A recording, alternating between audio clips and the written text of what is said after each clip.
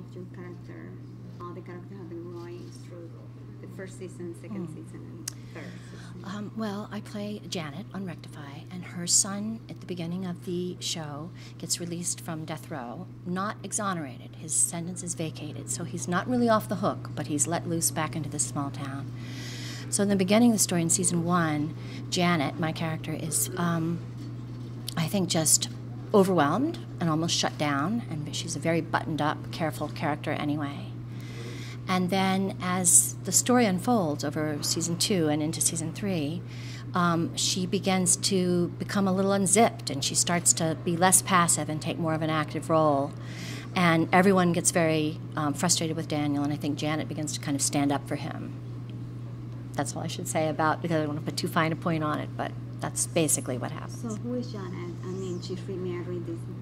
She have the new husband, the stepfather. Yes. Okay, how is the relationship in the first season and second season? And how it's going to be different now in the third season? Well, in the first season, we find Janet has remarried. Daniel's father's passed away during his long time in prison. And Janet has remarried Ted Talbot. And he has already had a son, and I already have Daniel and Amantha, and then we have a son together, Jared. And it's sort of, to use a term loosely, a replacement family, like a new start with this family.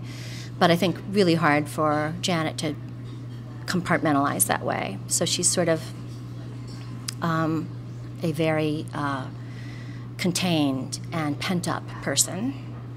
And she marries Ted, who is this very good man, like very, just a great, manly, good-hearted, safe person to be with, and kind of rescues her and her family. And she's very fond of her stepson, Teddy. And then upon Daniel's release, he's like a stone being thrown into a rather still pond, and all the ripples cause a lot of uproar, and it begins to affect all the relationships, and ultimately Janet's relationship with her husband, Ted.